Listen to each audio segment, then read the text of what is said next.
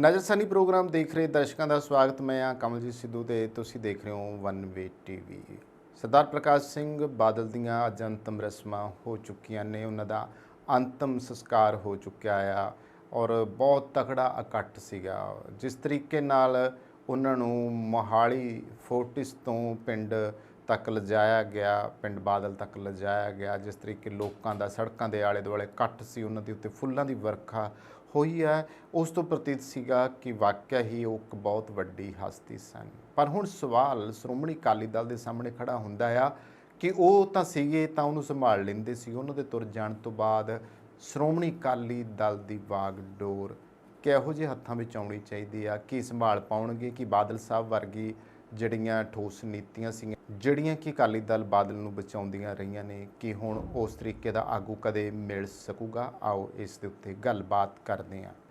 ਪੰਥ ਦੀ ਵੱਡੀ ਹਸਤੀ ਕਹਿ ਸਕਦੇ ਹਾਂ, ਪੰਥ ਦੇ ਆਗੂ ਪ੍ਰਕਾਸ਼ ਸਿੰਘ ਬਾਦਲ, ਸ਼੍ਰੋਮਣੀ ਅਕਾਲੀ ਦਲ ਦੇ ਥੰਮ ਪ੍ਰਕਾਸ਼ ਸਿੰਘ ਬਾਦਲ, ਸਰਪ੍ਰਸਤ ਪ੍ਰਕਾਸ਼ ਸਿੰਘ ਬਾਦਲ ਔਰ ਅਕਾਲੀ ਦਲ ਦਾ ਇੱਕ ਵੱਡਾ ਨਾਮ ਪ੍ਰਕਾਸ਼ ਸਿੰਘ ਬਾਦਲ। ਪੰਜਾਬ ਦੇ ਵਿੱਚ ਇੱਕ ਚੁੱਪ ਲੱਗ ਗਈ ਹੈ ਉਹਨਾਂ ਦੇ ਤੁਰ ਜਾਣ ਨਾਲ। ਇੱਕ ਅਹਿਸਾਸ ਸ਼ਾਇਦ ਹਰੇਕ ਪੰਜਾਬੀ ਨੂੰ ਹੋ ਰਿਹਾ ਹੈ। ਇੰਝ ਲੱਗਦਾ ਹੈ ਕਿ ਜਦੋਂ ਕੋਈ ਵੱਡੀ ਹਸਤੀ ਤੁਰ ਜਾਂਦੀ ਹੈ ਤੇ ਜਿਹੜਾ ਖਲਾ ਪੈਦਾ ਹੁੰਦਾ ਆ, ਉਹ ਖਲਾ ਹੀ ਪੈਦਾ ਹੋ ਗਿਆ ਆ।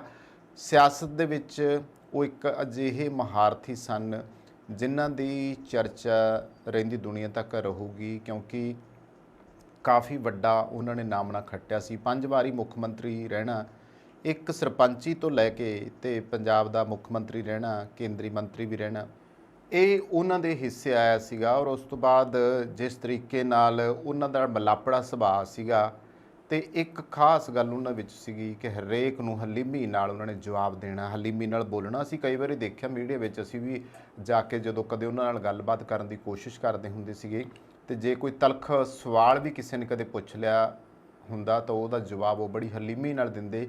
ਤਾਂ ਕਾਕਾ ਜੀ ਕਹਿ ਕੇ ਸੰਬੋਧਨ ਕਰਦੇ। ਮੈਨੂੰ ਯਾਦ ਹੈ ਕਿ ਇੱਕ ਵਾਰ ਜਿਸ ਤਰੀਕੇ ਨਾਲ ਅਮਰਿੰਦਰ ਸਿੰਘ ਰਾਜਾ ਵੜਿੰਗ ਹੋਰਾਂ ਨੇ ਪ੍ਰਕਾਸ਼ ਸਿੰਘ ਬਾਦਲ ਦੇ ਕੋਲ ਜਾ ਕੇ ਹੀ ਕੋਈ ਸਵਾਲ ਪੁੱਛ ਲਿਆ ਸੀਗਾ, ਸ਼ਾਇਦ ਸੰਗਤ ਦਰਸ਼ਨ ਸੀਗੇ, ਤੇ ਰਾਜੇ ਵੜਿੰਗ ਦੇ ਜਿਹੜੇ ਸਵਾਲ ਸੀ ਉਹ ਕਾਫੀ ਤਲਖ ਸੀਗੇ, ਫਿਰ ਵੀ ਬੜੀ ਨਿਮਰਤਾ ਨਾਲ ਕਾਕਾ ਜੀ ਕਹਿ ਕੇ ਸੰਬੋਧਨ ਕਰਕੇ ਜਵਾਬ ਦਿੱਤਾ। ਹਰੇਕ ਘਰ ਆਏ ਨੂੰ ਕਾਕਾ ਜੀ ਕਹਿ ਕੇ ਸੰਬੋਧਨ ਕਰਦੇ ਸੀ। ਬਤੌਰ ਪੱਤਰਕਾਰ ਮੈਨੂੰ ਪ੍ਰਕਾਸ਼ ਸਿੰਘ ਬਾਦਲ ਹੋਰਾਂ ਦੇ ਜਿਹੜਾ ਸਾਥ ਆ ਉਹ ਮਾਨਣ ਦਾ ਮੌਕਾ ਮਿਲਿਆ, ਉਹਨਾਂ ਦੇ ਨਾਲ ਖਾਣਾ ਖਾਣ ਦਾ ਮੌਕਾ ਮਿਲਿਆ। ਮੈਂ ਤੁਹਾਡੇ ਨਾਲ ਤਾਂ ਵੀ ਗੱਲ ਸਾਂਝੀ ਕਰਨੀ ਚਾਹੁੰਦਾ ਕਿ ਨਿੱਜੀ ਰੂਪ ਦੇ ਵਿੱਚ ਬੰਦੇ ਨੂੰ ਪਤਾ ਹੁੰਦਾ ਜਿਹੜਾ ਮਿਲਿਆ ਹੋਵੇ। ਮੈਂ ਉਹਨਾਂ ਨੂੰ ਮਿਲਿਆ, ਉਹਨਾਂ ਦੀ ਜਿਹੜੀ ਸ਼ਖਸੀਅਤ ਸੀਗੀ ਉਹ ਵਾਕਿਆ ਹੀ ਲਾਜਵਾਬ ਸੀਗੀ। ਉਹਨਾਂ ਦੇ ਕੋਲੇ ਬਹਿ ਕੇ ਕਦੇ ਮਹਿਸੂਸ ਨਹੀਂ ਸੀ ਹੋਏਗਾ ਕਿ ਉਹ ਐਡੀ ਵੱਡੀ ਹਸਤੀ ਨੇ, ਇੰਨਾ ਵੱਡਾ ਮਹਾਰਥੀ ਨੇ। ਕੋਈ ਉਹਨਾਂ 'ਚ ਆਕੜ ਵਾਲੀ ਗੱਲ ਨਹੀਂ ਸੀਗੀ। ਮੈਂ ਉਹਨਾਂ ਦੇ ਪਿੰਡ ਬਾਦਲ ਵਿੱਚ ਰਹਿ ਕੇ ਵੀ ਦੇਖਿਆ, ਉਹਨਾਂ ਦੇ ਨੇੜਲਾ ਜਿਹੜਾ ਸਾਥ ਮਾਣਿਆ। ਮੈਂ ਦੇਖਿਆ ਕਿ ਉਹ ਘਰ ਦੇ ਸੀਰੀ ਤੱਕ ਨਾਲ ਬੜੇ ਅਦਬ ਨਾਲ ਪੇਸ਼ ਹੁੰਦੇ ਸੀਗੇ। ਕਦੇ ਕੋਈ ਇਹ ਨਹੀਂ ਕੀਤਾ ਗਾ ਕਿ ਉਹਨਾਂ ਦੇ ਨਾਲ ਜਿਹੜੇ ਕੰਮ ਕਰਨ ਵਾਲੇ ਵਰਕਰ ਆ, ਕਦੇ ਉਹਨਾਂ ਨੇ ਮੰਦਾ ਚੰਗਾ ਬੋਲਿਆ ਹੋਵੇ। ਫਿਲਹਾਲ ਉਹਨਾਂ ਦੇ ਤੁਰ ਜਾਣ ਨਾਲ ਇੱਕ ਬਹੁਤ ਵੱਡਾ ਖਲਾ ਜਿਹੜਾ ਆ ਅਕਾਲੀ ਸਿਆਸਤ ਵਿੱਚ ਪੈਦਾ ਹੋ ਗਿਆ। ਅਕਾਲੀ ਸਿਆਸਤ ਕੋਲੇ ਉਹਨਾਂ ਵਰਗਾ ਕੋਈ ਵੱਡਾ ਚਿਹਰਾ ਨਹੀਂ ਹੈ, ਨਾ ਹੁਣ ਹੋਣਾ ਆ। ਇਹ ਸਭ ਤੋਂ ਵੱਡਾ ਸਵਾਲ ਖੜਾ ਹੋ ਗਿਆ ਆ ਅਕਾਲੀ ਦਲ ਦੇ ਲਈ ਕਿ ਇੱਕ ਮੋਰਚਿਆਂ ਵਿੱਚੋਂ ਨਿਕਲੇ ਹੋਏ ਸ਼੍ਰੋਮਣੀ ਅਕਾਲੀ ਦਲ ਦੀ ਜਿਹੜੀ ਵਾਗਡੋਰ ਸੀ, ਕਿਸ ਤਰੀਕੇ ਨਾਲ ਪ੍ਰਕਾਸ਼ ਸਿੰਘ ਬਾਦਲ ਹੋਰਾਂ ਨੇ ਸੰਭਾਲੀ। ਔਰ ਜਦੋਂ ਵੀ ਕਦੇ ਅਕਾਲੀ ਦਲ ਦੇ ਉੱਤੇ ਕੋਈ ਸੰਕਟ ਆਇਆ ਤੇ ਉਹਨਾਂ ਦੇ ਕੋਲੇ ਇੰਨਾ ਕੁ ਵਸੀਲਾ ਹੁੰਦਾ ਸੀ, ਇੰਨੇ ਕਿ ਜਿਹੜੇ ਆ ਉਹਨਾਂ ਕੋਲ ਨੁਕਤੇ ਹੁੰਦੇ ਸੀਗੇ ਕਿ ਉਹ ਸੰਕਟ ਔਰ ਵਿਖੜਮਈ ਪੈਂਡਿਆਂ ਦੇ ਵਿੱਚੋਂ ਵੀ ਅਕਾਲੀ ਦਲ ਨੂੰ ਕੱਢ ਕੇ ਉਹਨਾਂ ਨੇ ਖੜਾ ਕੀਤਾ ਆ। ਤਾਂ ਇਸ ਤਰੀਕੇ ਕਿ ਮਾੜੇ ਦੌਰ ਜਿਹੜਾ ਉਸ ਤੋਂ ਬਾਅਦ ਸ਼ੁਰੂ ਹੋਇਆ, ਯਾਨੀ ਕਿ ਹੁਣ ਅਖੀਰਲੀਆਂ ਜਿਹੜੀਆਂ 2022 ਦੀਆਂ ਵਿਧਾਨ ਸਭਾ ਚੋਣਾਂ ਸੀ, ਅਸੀਂ ਉਹਦੇ ਵਿੱਚ ਦੇਖਿਆ ਕਿ ਅਕਾਲੀ ਦਲ ਦੇ ਹਿੱਸੇ 3 ਸੀਟਾਂ ਆਈਆਂ।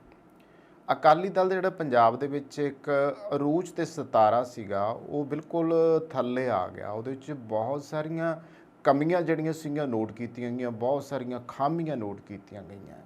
ਤੋ ਇਸ ਕਰਕੇ ਜਿਹੜੀ ਅਜੋਕੀ ਸਥਿਤੀ ਵਿੱਚੋਂ ਅਕਾਲੀ ਦਲ ਬਾਦਲ ਇਸ ਵਕਤ ਲੰਘ ਰਿਹਾ ਆ, ਸਵਾਲ ਇਹ ਖੜਾ ਹੁੰਦਾ ਹੈ ਕਿ ਉਸ ਪਹਿਲਾਂ ਵਾਲੇ ਮਕਾਮ ਨੂੰ ਕੀ ਕਦੇ ਅਕਾਲੀ ਦਲ ਵਾਪਸ ਪ੍ਰਾਪਤ ਕਰ ਸਕੂਗਾ?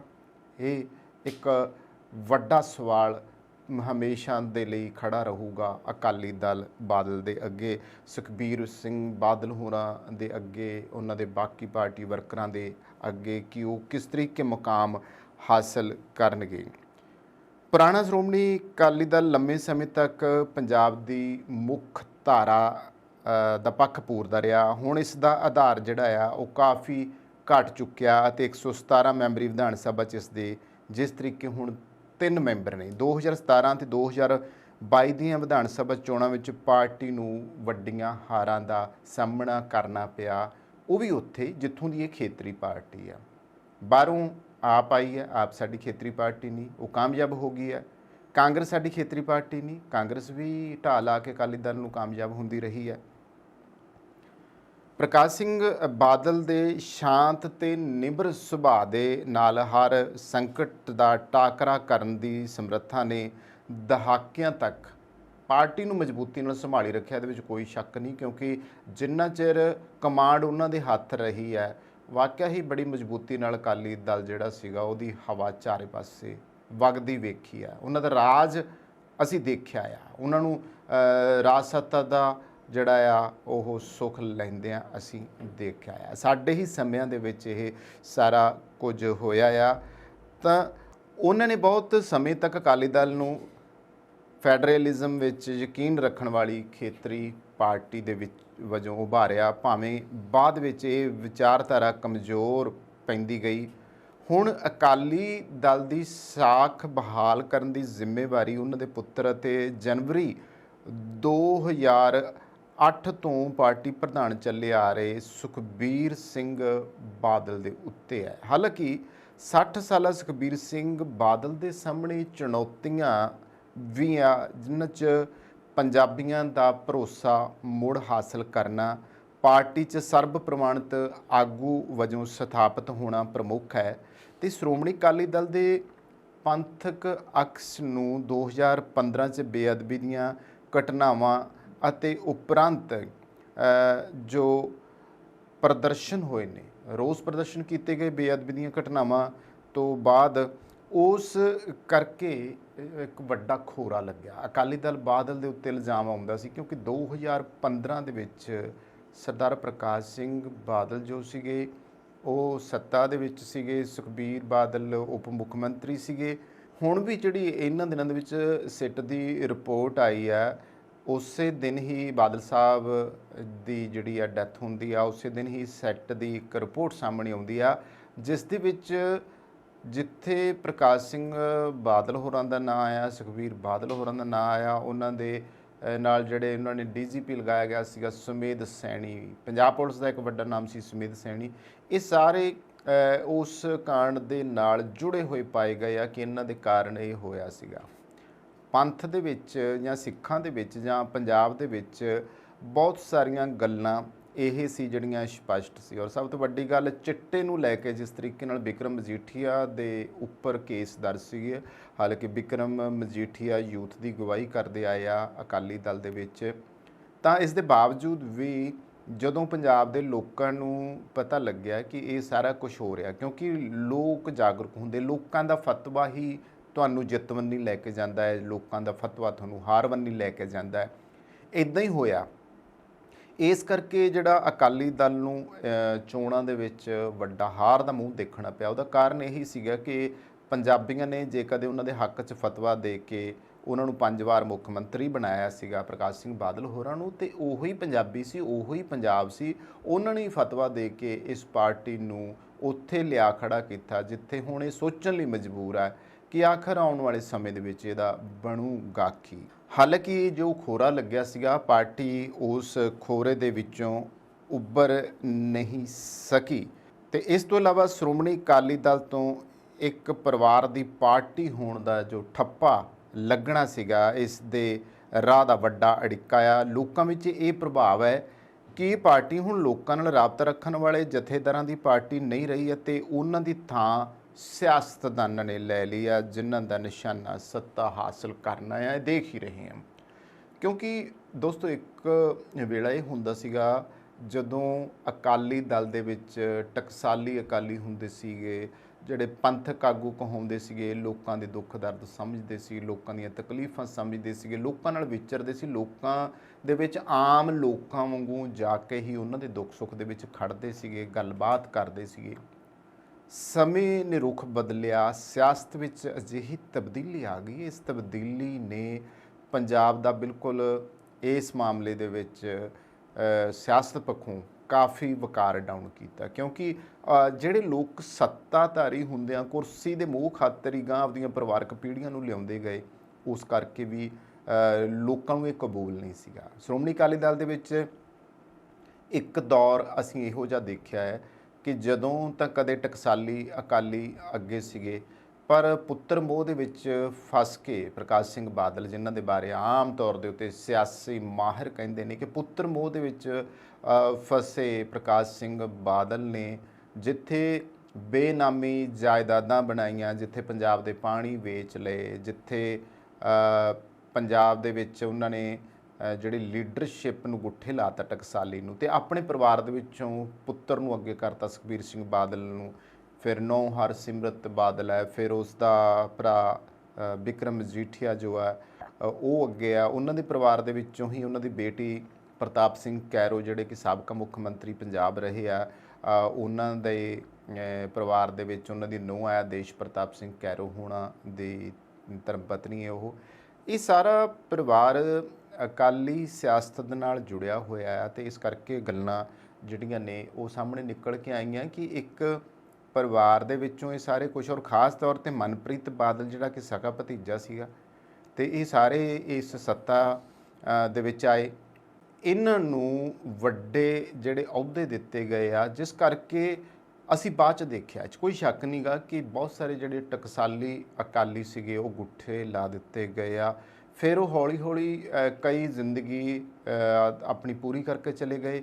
ਕੁਝ ਲੋਕ ਹਮੇਸ਼ਾ ਦੇ ਲਈ ਜਿਹੜੇ ਸੀਗੇ ਉਹ ਦਰਕਨਾਰ ਕਰ ਗਏ ਅਕਾਲੀ ਦਲ ਨੂੰ, ਉਹਨਾਂ ਨੇ ਮੁੜ ਕੇ ਅਕਾਲੀ ਦਲ ਤੋਂ ਜਿਹੜਾ ਹੈਗਾ ਪਾਸਾ ਹੀ ਵੱਟ ਲਿਆ, ਕਿਉਂਕਿ ਉਹਨਾਂ ਨੂੰ ਲੱਗਿਆ ਕਿ ਅਸੀਂ ਇੰਨੇ ਚਿਰ ਦੇ ਜਿਹੜੇ ਪੰਥਕ ਸੇਵਾਵਾਂ ਦਿੰਦੇ ਆ ਰਹੇ ਸੀਗੇ, ਉਹ ਪੰਥਕ ਸੇਵਾਵਾਂ ਦਾ ਹੁਣ ਇੱਥੇ ਇਸ ਅਕਾਲੀ ਦਲ 'ਚ ਸਾਡਾ ਕੋਈ ਮੁੱਲ ਨਹੀਂ ਪਿਆ ਗਾ, ਉਹਨਾਂ ਦਾ ਮਨ ਖੱਟਾ ਹੋ ਗਿਆ।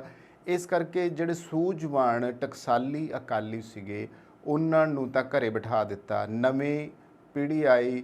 ਔਰ ਜਿਸ ਤਰੀਕੇ ਨਾਲ ਇੱਕ ਹੋਰ ਵੀ ਵੱਡਾ ਕਾਰਨ ਸੀ ਕਿ ਸਿੱਖ ਸਟੂਡੈਂਟ ਫੈਡਰੇਸ਼ਨ ਹੁੰਦੀ ਸੀ, ਔਰ ਉਸ ਤੋਂ ਬਾਅਦ ਉਹਨੂੰ ਖਤਮ ਕਰਕੇ ਫਿਰ ਜਿਹੜੀ ਇਹਨਾਂ ਨੇ ਵਿਦਿਆਰਥੀ ਜਥੇਬੰਦੀ ਬਣਾ ਦਿੱਤੀ, ਉਹ ਉਸ ਤੋਂ ਬਾਅਦ ਜਿਹੜੀਆਂ ਉਹਦੀਆਂ ਤਿਕੜਮਬਾਜ਼ੀਆਂ ਸਾਹਮਣੇ ਆਈਆਂ। ਸੂਝਵਾਨ ਪੰਜਾਬੀ, ਸੂਝਵਾਨ ਪੰਜਾਬ ਦੇ ਲੋਕ ਜਿਨ੍ਹਾਂ ਨੂੰ ਇਹ ਚੀਜ਼ਾਂ ਨਹੀਂ ਰਾਸ ਆਈਆਂ, ਉਹਨਾਂ ਨੂੰ ਹਜ਼ਮ ਨਹੀਂ ਆਈਆਂ, ਉਹਨਾਂ ਨੇ ਫਿਰ ਇਹਨਾਂ ਸਾਲਾਂ ਦੇ ਵਿੱਚ ਅਸੀਂ ਦੇਖਿਆ ਆ ਕਿ ਜਿਵੇਂ ਜਿਵੇਂ ਚੋਣਾਂ 2017 ਵਾਲੀਆਂ ਸਾਹਮਣੇ ਆਈਆਂ, 2022 ਦੀਆਂ ਸਾਹਮਣੇ ਆਈਆਂ, ਉਹਨਾਂ ਦੇ ਵਿੱਚ ਪਾਰਟੀ ਨੂੰ ਉਹ ਸੀਸਾ ਵਿਖਾਇਆ, ਔਰ ਉਹ ਵਾਕਈ ਹੀ ਜਿਹੜਾ ਸੀਸਾ ਵਿਖਾਇਆ ਉਸਨੇ ਪਾਰਟੀ ਨੂੰ ਅੱਜ ਉਸ ਮੁਕਾਮ ਤੱਕ ਲਿਆਂਦਾ ਆ ਜਿੱਥੇ ਹੁਣ ਪਾਰਟੀ ਮੁੜ ਸੰਘਰਸ਼ ਕਰ ਰਹੀ ਹੈ ਕਿ ਉਹ ਪਹਿਲਾਂ ਵਾਲੇ ਰੌਂ ਦੇ ਵਿੱਚ ਵਾਪਸ ਆ ਜਾਵੇ। ਸਾਬਕਾ ਮੁੱਖ ਮੰਤਰੀ ਮਰਹੂਮ ਪ੍ਰਕਾਸ਼ ਸਿੰਘ ਬਾਦਲ ਦੀ ਅਗਵਾਈ ਹੇਠ ਸ਼੍ਰੋਮਣੀ ਅਕਾਲੀ ਦਲ ਦੀ ਸਿੱਖ ਸੰਸਥਾ ਸ਼੍ਰੋਮਣੀ ਕਮੇਟੀ ਉੱਤੇ ਵੀ ਲਗਭਗ 3 ਦਹਾਕਿਆਂ ਤੋਂ ਸਰਪ੍ਰਸਤੀ ਬਣੀ ਹੋਈ ਸੀ, ਪਰ ਇਸ ਦੌਰਾਨ ਕਈ ਵਾਰੀ ਸਿੱਖ ਸੰਸਥਾ ਵੱਡੇ ਵਿਵਾਦਾਂ ਦੇ ਘੇਰੇ ਵਿੱਚ ਵੀ ਰਹੀ ਹੈ। ਪੰਜਾਬ ਵਿੱਚ ਖਾੜਕੂਵਾਦ ਦੀ ਸਮਾਪਤੀ ਮਗਰੋਂ ਜਦੋਂ ਅਕਾਲੀ ਭਾਜਪਾ ਗੱਠਜੋੜ ਕਾਇਮ ਹੋਇਆ ਤਾਂ 1997 ਵਿੱਚ ਸ਼੍ਰੋਮਣੀ ਅਕਾਲੀ ਦਲ ਭਾਜਪਾ ਗੱਠਜੋੜ ਵਾਲੀ ਸਾਂਝੀ ਸਰਕਾਰ ਪੰਜਾਬ ਵਿੱਚ ਸਥਾਪਿਤ ਹੋਈ। ਇਸ ਤੋਂ ਪਹਿਲਾਂ 1996 ਵਿੱਚ ਪ੍ਰਕਾਸ਼ ਸਿੰਘ ਬਾਦਲ ਦੀ ਅਗਵਾਈ ਵਾਲਾ ਸ਼੍ਰੋਮਣੀ ਅਕਾਲੀ ਦਲ ਸਿੱਖ ਸੰਸਥਾ ਸ਼੍ਰੋਮਣੀ ਗੁਰਦੁਆਰਾ ਪ੍ਰਬੰਧਕ ਕਮੇਟੀ ਦੀਆਂ ਆਮ ਚੋਣਾਂ ਵਿੱਚ ਵੀ ਬਹੁਮਤ ਨਾਲ ਜੇਤੂ ਰਿਹਾ ਸੀਗਾ। 2022 ਦੀਆਂ ਵਿਧਾਨ ਸਭਾ ਚੋਣਾਂ ਭਾਵੇਂ ਸ਼੍ਰੋਮਣੀ ਅਕਾਲੀ ਦਲ ਕਾਂਗਰਸ ਦੇ ਕੋਲੋਂ ਹਾਰ ਗਿਆ ਸੀ, ਤਾਂ ਪਰ 2004 ਵਿੱਚ ਮੁੜ ਸ਼੍ਰੋਮਣੀ ਕਮੇਟੀ ਦੀਆਂ ਚੋਣਾਂ ਵਿੱਚ ਸ਼੍ਰੋਮਣੀ ਅਕਾਲੀ ਦਲ ਨੇ ਜਿੱਤ ਪ੍ਰਾਪਤ ਕੀਤੀ ਸੀ। ਇਸ ਤੋਂ ਬਾਅਦ 2011 ਵਿੱਚ ਵੀ ਸ਼੍ਰੋਮਣੀ ਅਕਾਲੀ ਦਲ ਨੇ ਮੁੜ ਸ਼੍ਰੋਮਣੀ ਕਮੇਟੀ ਦੀਆਂ ਚੋਣਾਂ ਜਿੱਤੀਆਂ ਸਨ ਅਤੇ ਹੁਣ ਤੱਕ ਸ਼੍ਰੋਮਣੀ ਅਕਾਲੀ ਦਲ ਹੀ ਸਿੱਖ ਸੰਸਥਾ ਸ਼੍ਰੋਮਣੀ ਕਮੇਟੀ ਦੇ ਉੱਤੇ ਕਾਬਜ਼ ਹੈ। ਇਸ ਦੌਰਾਨ ਸਿੱਖ ਸੰਸਥਾ ਨੇ ਕਈ ਵਕਾਰੀ ਕਾਰਜ ਵੀ ਕੀਤੇ, ਪਰ 2015 ਦੇ ਵਿੱਚ ਸ਼੍ਰੋਮਣੀ ਕਮੇਟੀ ਉਸ ਵੇਲੇ ਵਿਵਾਦਾਂ ਵਿੱਚ ਘਿਰ ਗਈ। ਜਦੋਂ ਸ਼੍ਰੀ ਅਕਾਲ ਤਖਤ ਸਾਹਿਬ ਤੋਂ ਡੇਰਾ ਸਿਰਸਾ ਦੇ ਮੁਖੀ ਰਾਮ ਰਹੀਮ ਨੂੰ ਬਿਨਾਂ ਮੰਗੇ ਮੁਆਫੀ ਦੇ ਦਿੱਤੀ ਗਈ। ਡੇਰਾ ਸਿਰਸਾ ਦੇ ਮੁਖੀ ਨੂੰ ਮੁਆਫੀ ਦੇਣ ਦੇ ਮਾਮਲੇ ਵਿੱਚ ਸਿੰਘ ਸਾਹਿਬਾਨ ਵੱਲੋਂ ਕੀਤੇ ਖੁਲਾਸੇ ਤੋਂ ਬਾਅਦ ਸ਼੍ਰੋਮਣੀ ਅਕਾਲੀ ਦਲ ਦੀ ਸ਼ਾਖ ਨੂੰ ਵੱਡੀ ਜਿਹੜੀ ਆ ਉਹ ਢਾਹ ਲੱਗੀ ਸੀ। ਇਸੇ ਸਾਲ ਹੀ ਵਾਪਰੀਆਂ ਬੇਅਦਬੀ ਦੀਆਂ ਘਟਨਾਵਾਂ ਤੇ ਗੋਲੀ ਕਾਂਡ ਨੇ ਸਿੱਖ ਸੰਸਥਾ ਤੇ ਸ਼੍ਰੋਮਣੀ ਅਕਾਲੀ ਦਲ ਦੀ ਸ਼ਾਖ ਨੂੰ ਹੋਰ ਢਾਹ ਲਾਈ ਸੀ। ਇਸ ਤੋਂ ਬਾਅਦ ਸ਼੍ਰੋਮਣੀ ਅਕਾਲੀ ਦਲ ਦਾ ਪਤਨ ਸ਼ੁਰੂ ਹੋ ਗਿਆ। 2017 ਵਿੱਚ ਵਿਧਾਨ ਸਭਾ ਚੋਣਾਂ ਦੌਰਾਨ ਸ਼੍ਰੋਮਣੀ ਅਕਾਲੀ ਦਲ ਨੂੰ ਹਾਰ ਦਾ ਮੂੰਹ ਦੇਖਣਾ ਪਿਆ ਤੇ ਇਹਨਾਂ ਦੋਸ਼ਾਂ ਦੇ ਕਾਰਨ ਹੀ 2022 ਵਿੱਚ ਮੁੜ ਸ਼੍ਰੋਮਣੀ ਅਕਾਲੀ ਦਲ ਨੂੰ ਵਿਧਾਨ ਸਭਾ ਚੋਣਾਂ ਵਿੱਚ ਨਮੋਸ਼ੀਜਨਕ ਹਾਰ ਦਾ ਸਾਹਮਣਾ ਕਰਨਾ ਪਿਆ। ਸਿੱਖ ਸੰਸਥਾ ਸ਼੍ਰੋਮਣੀ ਕਮੇਟੀ ਵਿੱਚ ਪ੍ਰਕਾਸ਼ ਸਿੰਘ ਬਾਦਲ ਵੱਲੋਂ ਵੈਸੇ ਕੁਝ ਅਹਿਮ ਕਾਰਜ ਵੀ ਕੀਤੇ ਗਏ ਸਨ ਜੋ ਹਮੇਸ਼ਾ ਲਈ ਯਾਦ ਰੱਖੇ ਜਾਣਗੇ। ਇਹਨਾਂ ਵਿੱਚ ਸ਼੍ਰੀ ਹਰਿਮੰਦਰ ਸਾਹਿਬ ਨੂੰ ਜਾਂਦੇ ਰਸਤੇ ਤੇ ਹੈਰੀਟੇਜ ਸਟਰੀਟ ਦੀ ਉਸਾਰੀ, ਸ਼੍ਰੀ ਅਨੰਦਪੁਰ ਸਾਹਿਬ ਵਿੱਚ ਬਣਾਇਆ ਗਿਆ ਵਿਰਾਸਤ-ਏ ਖਾਲਸਾ ਸਮੇਤ ਹੋਰ ਕਈ ਅਹਿਮ ਯਾਦਗਾਰਾਂ ਸ਼ਾਮਲ ਨੇ। ਸਿੱਖ ਸੰਸਥਾ ਲਈ ਕੀਤੇ ਗਏ ਅਹਿਮ ਕਾਰਜਾਂ ਕਰਕੇ ਹੀ ਪ੍ਰਕਾਸ਼ ਸਿੰਘ ਬਾਦਲ ਨੂੰ 2011 ਵਿੱਚ ਸ਼੍ਰੀ ਅਕਾਲ ਤਖਤ ਸਾਹਿਬ ਤੋਂ ਫਖਰੇ ਕੌਮ ਦੀ ਉਪਾਧੀ ਨਾਲ ਸਨਮਾਨਿਤ ਵੀ ਕੀਤਾ ਗਿਆ ਸੀਗਾ। ਅੱਜ ਜੋ ਸਥਿਤੀ ਹੈ, ਅੱਜ ਜਦੋਂ ਪ੍ਰਕਾਸ਼ ਸਿੰਘ ਬਾਦਲ ਨਹੀਂ ਰਹੇ, ਦੁਨੀਆ ਤੋਂ ਚਲੇ ਗਏ ਨੇ, ਉਹਨਾਂ ਦਾ ਪੰਜ ਭੌਤਿਕ ਸਰੀਰ ਵੀ ਪੰਜ ਤੱਤਾਂ ਦੇ ਵਿੱਚ ਵਿਲੀਨ ਹੋ ਚੁੱਕਿਆ। ਪਾਰਟੀ ਦੇ ਆਮ ਕਾਰਕੁਨ ਅਤੇ ਸਮਰਥਕ ਵੀ ਟੈਂਦੀ ਕਲਾ 'ਚ ਹਨ। ਇਉਂ ਲੱਗਦਾ ਹੈ ਕਿ ਕਿਸੇ ਮਜ਼ਬੂਤ ਸਹਿਯੋਗੀ ਦਲ ਦੀ ਹਮਾਇਤ ਤੋਂ ਬਗੈਰ ਸ਼੍ਰੋਮਣੀ ਅਕਾਲੀ ਦਲ ਆਪਣੇ ਆਪ ਨੂੰ ਸੰਭਾਲ ਕੇ ਪੈਰਾਂ ਸਿਰ ਨਹੀਂ ਕਰ ਸਕੇਗਾ। ਸਥਿਤੀ ਗੰਭੀਰ ਹੈ। ਅਸੀਂ ਦੇਖਿਆ ਕਿ ਜਿਹੜਾ ਬਹੁਜਨ ਸਮਾਜ ਪਾਰਟੀ ਦੇ ਨਾਲ ਗੱਠਜੋੜ ਬਣਾਇਆ ਸੀਗਾ, ਇਸ ਦਾ ਵੀ ਕੋਈ ਬਹੁਤਾ ਫਾਇਦਾ ਨਹੀਂ ਹੋਇਆ। ਖੇਤੀ ਕਾਨੂੰਨਾਂ ਖਿਲਾਫ ਰੋਸ ਜਤਾਉਂਦਿਆਂ ਇਸ ਨੇ 2020 ਦੇ ਵਿੱਚ ਭਾਰਤੀ ਜਨਤਾ ਪਾਰਟੀ ਦੀ ਅਗਵਾਈ ਵਾਲੇ ਕੌਮੀ ਜਮਹੂਰੀ ਗੱਠਜੋੜ NDA ਨਾਲੋਂ ਨਾਤਾ ਤੋੜਿਆ, ਪਰ ਉਦੋਂ ਤੱਕ ਪਾਰਟੀ ਦੇ ਕਿਸਾਨ ਪੱਖੀ ਅਕਸ਼ ਨੂੰ ਢਾਹ ਲੱਗ ਚੁੱਕੀ ਸੀਗੀ, ਕਿਉਂਕਿ ਇਹ ਕਿਹਾ ਜਾਂਦਾ ਸੀਗਾ ਕਿ ਸ਼੍ਰੋਮਣੀ ਅਕਾਲੀ ਦਲ ਜੋ ਹੈ ਉਹ ਕਿਸਾਨਾਂ ਦੀ ਮਸੀਹਾ ਪਾਰਟੀ ਹੈ। ਹੁਣ ਵਾਲੇ ਹਾਲਤ ਵਿੱਚ ਸ਼੍ਰੋਮਣੀ ਅਕਾਲੀ ਦਲ ਆਪਣੇ ਪੁਰਾਣੇ ਭਾਈਵਾਲ ਭਾਜਪਾ ਨਾਲ ਫਿਰ ਹੱਥ ਮਿਲਾ ਸਕਦਾ ਆ। ਉੱਪਰ ਭਾਜਪਾ ਜਿਸ ਨੇ ਆਪਣੀ ਪੰਜਾਬ ਇਕਾਈ ਦਾ ਕਾਂਗਰਸ ਦੇ ਸਾਬਕਾ ਆਗੂ ਭਰ ਲਏ ਨੇ, ਉਹਨੂੰ ਵੀ ਭਾਈਵਾਲਾਂ ਦੀ ਲੋੜ ਹੈ ਤੇ ਆਪ ਦੇ ਸ਼ਾਸਨ ਵਾਲੇ ਸਰਹੱਦੀ ਰਾਜ ਵਿੱਚ ਆਪਣੇ ਪੈਰ ਜਮਾਉਣ ਲਈ ਉਸ ਨੂੰ ਅਕਾਲੀ ਦਲ ਨਾਲ ਸਾਂਝ ਪਾਉਣ ਵਿੱਚ ਕੋਈ ਝਿਜਕ ਨਹੀਂ ਹੋਵੇਗੀ। ਹਾਲਾਂਕਿ ਮੂੰਹ ਕਈ ਵਾਰੀ ਮੁੱਕਰਦੇ ਆ ਭਾਜਪਾ ਵਾਲੇ, ਕਹਿੰਦੇ ਜੀ ਹੁਣ ਕਦੇ ਵੀ ਅਸੀਂ ਗੱਠਜੋੜ ਨਹੀਂ ਕਰਾਂਗੇ ਅਕਾਲੀਆਂ ਦੇ ਨਾਲ।